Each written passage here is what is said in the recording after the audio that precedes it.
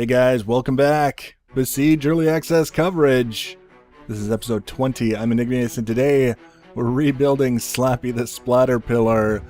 Not because he was broken and fell apart, but so we can show everyone exactly what went into it. Now there's a minor design change that we're going to be putting into place here relative to what we had in the last episode.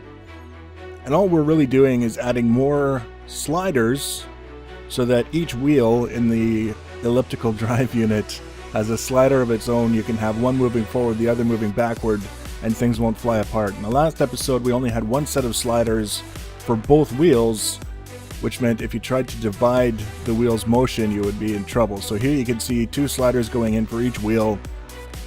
That's it. That's the only difference, and making the chassis wider to accommodate them. Now, the large wheels that you see here are really good for the elliptical drive unit because you can mount things to the perimeter, as you'll see when we get into adding the swivels here, which means fewer connection points that can ultimately fail, is kind of what that means. And what we're trying to avoid is having so many different connection points that it's very, very easy for things to start falling apart. This is supposed to be really, really simple and really, really modular. In fact, this entire build that you're seeing here with all 6 modules took just under 13 minutes real time. We're going to show you the first 3 in real time, and then the last 3 we're going to speed up, because once you've seen 3, if you want to see 3 in real time again, you just start the video over. You don't have to worry about it. But I wanted to be able to demonstrate that yes, we did in fact build this whole thing very, very quickly. If you want to build your own elliptical drive units, the easiest way is to build 2 or 3 of these, and then you will never have to worry about how to build one ever again. However, if you just want to get involved with this machine, drive it around for a little bit, have a little bit of fun, maybe weaponize it, add some blades or some cannons or some firebomb things, whatever you want to do, there's a download link in the information box below the video that you can use to download this, import it into your game, and mess around with it without having to worry about building it, if that's your thing. I don't mind people doing that. At the same time, I want to make sure that people have an opportunity to see how things are going together, so if they do want to duplicate it and understand it and build it their own way, they can do that as well. So what you're seeing here is basically the completed module. That's as simple as it is. The one thing that I want to point out is the coupling between the modules that I built. It's very, very simple. It's a ball joint connected to the first module.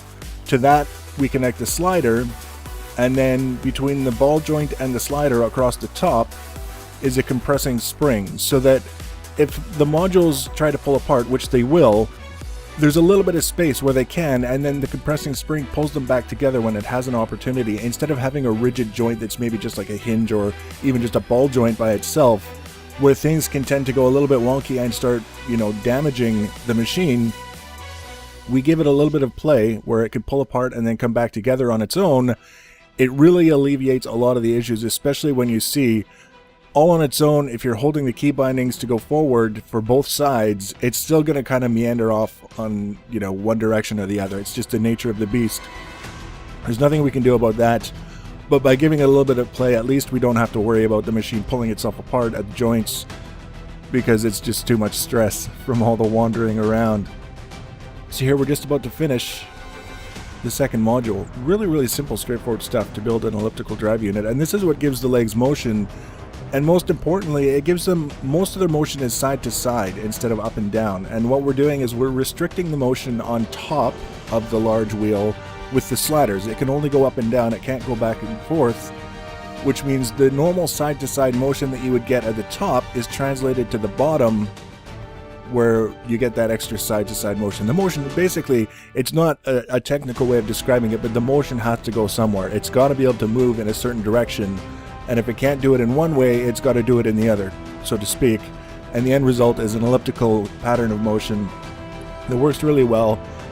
We're using suspension blocks for the legs, because they've got a little bit of spring to them, so they're also not quite as rigid as some of the alternatives. And if we can give ourselves a little bit of play, a little bit of wiggle room, things are less likely to break. So that's what we ended up doing with this. So this is Slappy the Splatterpillar, ready to be weaponized and, mutilate whatever you want to mutilate. we're probably going to do at least one more video with this guy when I get a chance to weaponize mine, and we're just going to have a little bit of fun with it. It won't be the next video necessarily. I've got some ideas for the next video. What we're going to be focusing on going forward are builds that have a lot of different components to them. This was following on the comments from a viewer in the last episode.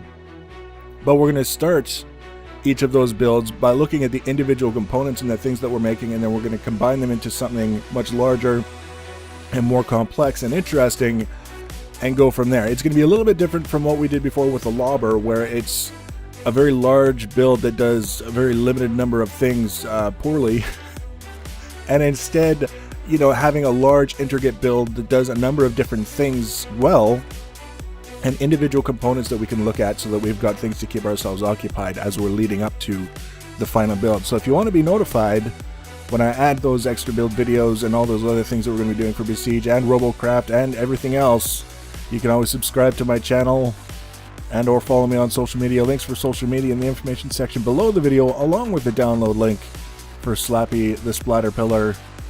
Please leave your comments and feedback. Thanks for watching, guys, and take care.